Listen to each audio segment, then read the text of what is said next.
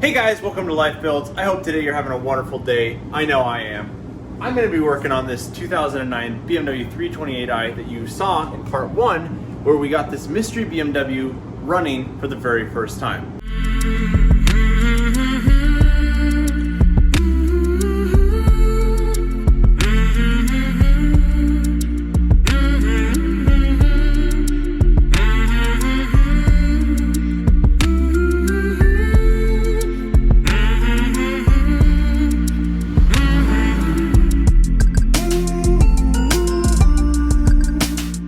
So in today's episode, I'm going to be chasing down where that fuel was leaking out from. I'm going to be trying to fix the fuel injectors, and hopefully at the end of this video we can sell it and I can walk you through the process of how much I made on this car flip. Let's get started by going to the back of the car, lifting it up, and trying to find where the fuel is leaking out of the fuel tank. Already I have the 3 Series lifted up, and I have one of 2 possible reasons it could be leaking. The first one is this little ring here. It appears that it could be a little bit loose. The second one is, you see how there's some fluid coming here, because there's also fluid underneath here. So it might be this thing, but there's also fluid coming from up here, which might have been from when I originally installed the fuel pump. It might have just run over, or I may not have seated the fuel pump entirely correctly. So maybe it's leaking around the ring when the fuel pump primes. So I'm gonna fix this first one, and then I'm gonna go up in there, I'm gonna reseat the fuel pump, and then we'll move on to fixing and cleaning the injectors. I believe I figured out why there was fuel leaking out from the fuel tank on this 328. When I came in here, it appears that the fuel pump gasket, this guy, was not actually seated very well, and the pump was pretty loose. However, it appears that it has sucked up a bunch of gasoline or somehow stretched out, so I'm gonna go use the original OEM gasket instead of this really stretchy black gasket that came with it. I'm gonna replace that, and that should completely fix up why the fuel is leaking. And then we can head up front and figure out why there was a fuel leak up front.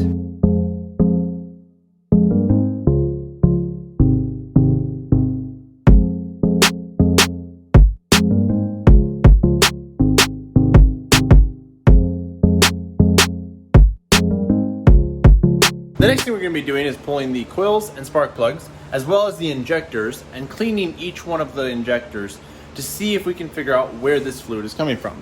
Now, if you look in there, you see behind that coil pack, I don't know if you can see very well, there's standing fluid. And down there, there's even more. Well, I am not sure if that is gasoline or if that is oil leaking out from around the coil packs. So my goal, and I'm not sure if I just solved this by reseating the fuel pump, but my goal is that I'm going to pull all those out, clean them, and hopefully fix the issue where the car dies in traffic. So let's get that issue fixed up, and then we'll see what else we find.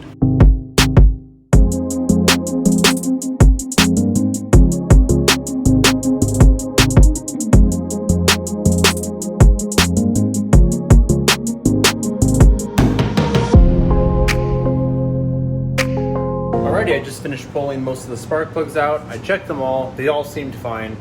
And I was able to get down in far enough to test what that fluid was, and it was just oil.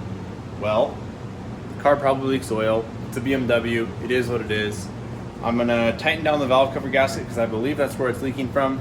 But that's not a big issue because fuel is what I was worried about. I was worried about something catching on fire.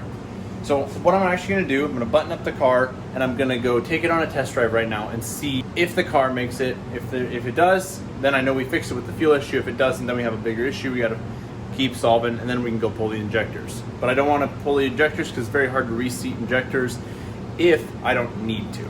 So let's go take it on a test drive and see what happens. Well guys, we're broken down on the side of the road. And this is not the first time. This is the 3rd time on my test drive that I've broken down. I got to the point where I started setting a timer, and the longest I made it was 8 minutes and 12 seconds. Pretty excited about that actually, but it was all for scientific purposes. You see, each time the car would die, I would scan the codes, clear everything, and select a different system to monitor the status of. Well, I found that sure enough, the issue is related to fuel. So I selected only fuel pump modules, and I want to show you what I've come up with. This is the EKPS, which is the fuel pump module. It's the thing that controls the fuel pump. And if you see right here, we have control current too high, control voltage too low. Well, in my time on the side of the road, I've done a lot of Googling and research, and I figured out that there are 3 things, as far as I know, that can cause this. So you can have an issue with the fuel pump. Maybe it's a faulty fuel pump, or the wiring or something along that lines is wrong. So I have the original OEM fuel pump. I might try swapping that back out because I already have it and see what happens with that. The second thing it can be is the fuel pump module, which seems to be very, very common with these cars. And the third thing is along the fuel rail or something. Supposedly there's a sensor that can go out and it's about $100 and it causes this issue. But the good thing is when the car runs, it runs great. So I'm pretty sure it's either the fuel pump or the fuel pump module. I'm gonna try the fuel pump, like I said, because I already have it. And then I'm gonna actually try to find a used fuel pump module. And the reason for that is because if I buy a new one, I have to then take it to a Bavarian shop to get it coated. However, if I get a used one, very similar year, similar body style, it will actually supposedly work from what I've read on the forums.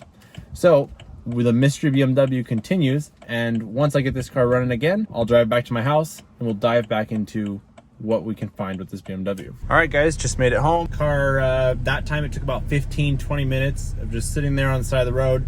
Finally started up, no idea what's going on. It's very concerning, but I bet you money that's why the DME fuse was pulled. So the guy could just sell it as a crank so it doesn't start, or maybe he wasn't having any luck with it restarting. I don't know, this whole car is a mystery. I still don't know why the fuse would be pulled, but I have a dinner I'm gonna head to right now, so I'll catch you tomorrow morning like usual, and we'll try to dive into this problem and see what we can fix. Hey guys, from that last clip you just saw, it's been about 4 days, and what I'm holding here is a fuel pump module for this BMW 3 Series. You see, I made a choice after that clip, and I realized I've never had an Amazon fuel pump fail, and I've replaced a lot of fuel pumps with Amazon fuel pumps. So why would this one fail and cause all these issues? More than likely, it was probably the fuel pump module. Also, the voltage was irregular going to the pump, meaning I don't think the pump module was sending the correct voltage. So I decided to go out and replace the module. I got too excited, it was here. I just slapped the new one in. The one right here, this is the old one. I slapped the new one in right behind the back seat. And I've now taken it on a 25-minute test ride. Now, if you remember from the prior clip, the longest I was able to drive this car was 8 minutes and 12 seconds. So I think I fixed it. I have currently driven 26 miles, no check engine light. I have a tire pressure monitoring system light on, but no worries about that. But 25 miles, and the car's been running for about 20-25 minutes, which is really, really good news. So I think we just fixed it. I have my scanner here. Voltage looks normal. Coolant temp's normal. Everything on this car is as it should be. So I'm super excited. I think we just fixed it. So I'll keep on the test drive. I'll let you know if anything comes up, but I think we may have fixed the car.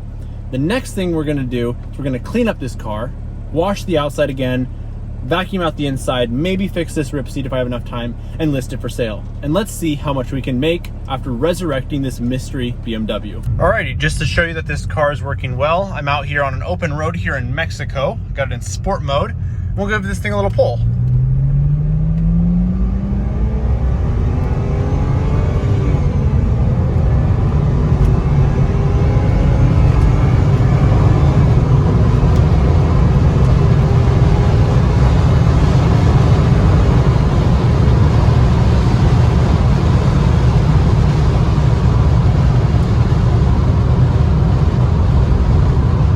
As you can see, the car is working perfectly fine. Let's head home, clean this thing up, and see what we can make off of it for profit. Alrighty guys, it's the next day here. I'm gonna show you what the interior of the BMW looks like currently, and then I'm just gonna clean it like that.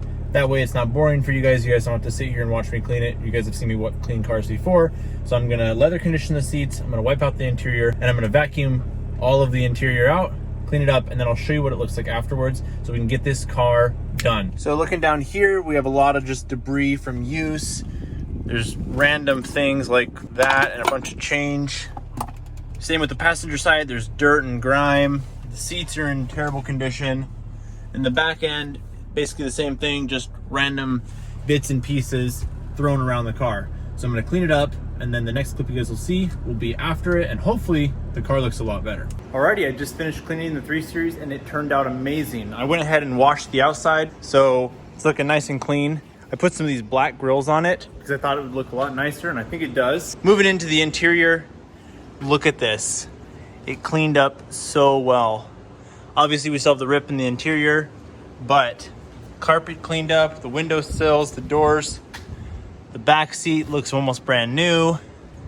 And the trunk, which I hadn't shown you guys, was actually filthy. I was able to vacuum it up. There was just a lot of like wood chips and stuff like that, random stuff. But the car cleaned up very nicely, and I'm really excited with how it turned out. So that basically sums up the end of this series. I am completely done with this BMW. I'm gonna go list it for sale right now, and we'll see how much we can get for it. Well, if you're still here in this portion of the video, I wanna say a huge thank you to you. Don't forget to like this video, maybe comment what you thought of it, and let's get a cost breakdown going on this BMW. Now, to be fully transparent with you guys, I have not sold the BMW yet, and there's a reason for that. It's only been listed for about 3 days. However, tomorrow morning I'm heading to Mexico, specifically Cancun, Mexico. And I'm trying to get videos out each week for you guys so that you guys can understand a lot of the builds and I don't get too far behind, because in the past I haven't produced as much content as I'm currently producing. So this is a new change for me. I'm trying to get out videos very often. Well, since I'm heading to Mexico, I'm gonna have to take the car down from the places listed, and I won't be able to get any more progress. So this video could take another couple of weeks to finally get it out. Whereas I decided I'm gonna do the cost breakdown. I'm gonna show you what the expected value is from KBB, Kelley Blue Book, and I'm also gonna show you what the market value is on this car so we can get an estimated value for what we're gonna make on this car. So let's get started with the cost breakdown. So this is a 2009 BMW 328i. It has a clean title and it has 143,000 miles on it. I purchased this car for $2,300. Now right there, that's very, very cheap for a 2009 328i. However, it was non-running and it was in really, really rough shape. It was dirty, it was neglected, and it would not start up. In part one, you guys got to watch me fully get this car to start up for the very first time. It was a very, very weird situation. The guy had pulled the DME fuse, so the ECU could not communicate.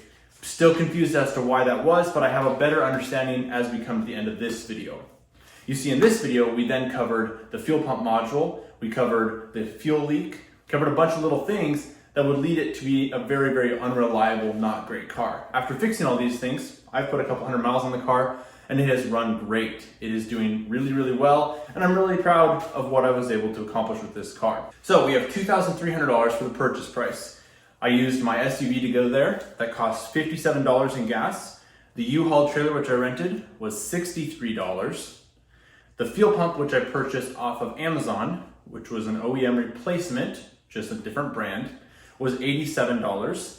I filled up $25 worth of gas in the car, thinking it was just low on fuel. It was not. And I replaced little things like the coolant cap. I put new kidney grills in it. Kidney grills were $53. Coolant cap was $26. And then the actual culprit was the fuel pump module, which was $43. After that, we have some miscellaneous fluids, which was $20, bringing our grand total investment into this BMW to $2,674, which is very, very good price for a fully sourced BMW 328i. Now, let's get into what we think we can sell this car for. So after a quick search on Kelley Blue Book, I put the vehicle's condition as good instead of excellent because it does have some dents on it. I then put the mileage as 145,000 instead of 143, and I put in all the specs and said price it with standard equipment. It gave me the expected value of $4,500 to $6,500 for the car. And then, because of our current inflated market values, I then did an actual market search by going on Facebook Marketplace and Craigslist and seeing what these cars, same mileage, were going for. Well, the cheapest BMW 328i, the same year, rough same mileage, was going for $6,500, all the way up to $8,500. So as you can see, cars are going for about $2,000 more than what they should be based on the Kelley Blue Book value. So what we're looking at for an estimated profit, I'm gonna give you kind of a write-up of what we think we can sell this car for once I'm back from Mexico. So on the low end, $4,500, that would be $4,500 minus $2,674. What does that come up to? That comes up to a profit of $1,826, which is quite a bit of money. However, I did put a ton of work into this car. It took me weeks of diagnosing that fuel pump module issue. And the reason for that is my scanner ended up dying midway, and so I had no communication with the car and I couldn't understand what it was. I didn't end up showing you guys that part because it's boring. Who would want to watch me just wait for a scanner to show up? But once the scanner showed up, I was able to find out no communication to the DME and a lot of other things. Once I figured that out, the process went a lot faster. But this car really took a lot of time, and for a long time, I couldn't get it to start, even on starter fluid, which was very, very concerning for me. So $1,826 on the low end, and on the high end, $6,000 would be a higher end of the price, would be $6,000 minus $2,674 for the initial investment, would bring our total profit up to $3,326. So that means I'm expecting to make around $1,800 to $3,000 on this car. And I've had a ton of interest in it in the time I've had it listed for sale. However, no one can seem to have cash in hand or can make a sale before I leave for Mexico. Let's talk about the future plans of this channel. I have a ton of videos. Currently, I have about 5 videos almost finished, but I'm just waiting for certain little things. I'm waiting for certain parts on things. I'm waiting for other people to finish parts. And that is very hard because I have all these videos pending and I just can't seem to get them out. So what we're looking at in the future is right at the base of your screen, you see here, there is a new bike that has not been on this channel yet. Zoya, my girlfriend, is going to be rebuilding that bike. We have the video almost fully produced, but it's an older bike and we're waiting for parts to get in on the bike. The next thing, you can see this is my 2009 GSX-R, and it has been fully built by a racing company by the prior owner. Well, I want to do a drag racing event on it. So hopefully I can get a drag race day set up on that, maybe a dyno tune, so we can get an actual number for what it actually puts out. We have a few videos that I'd like to make on my girlfriend's Yamaha R3. We have my Husqvarna TE350 from the $1,000 motorcycle challenge, where I gave each of my best friends $1,000, and I also gave myself $1,000 to go buy a motorcycle for a 100-mile off-road adventure.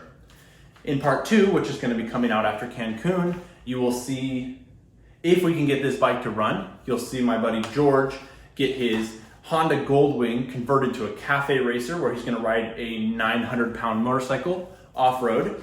And you'll get to see Colby, my other best friend, riding a 110cc pit bike because it's a hilarious bike. So that's just a few things coming up. The next video is going to be a vlog of us in Cancun, hopefully maybe 1 or 2 videos. But comment down below what you guys think of these types of videos, what you want to see, and what you're looking for in future videos. Make sure to smash that subscribe button, like this video, comment down below what you think of this video, how I fix this car up, and I'll catch you on the next one.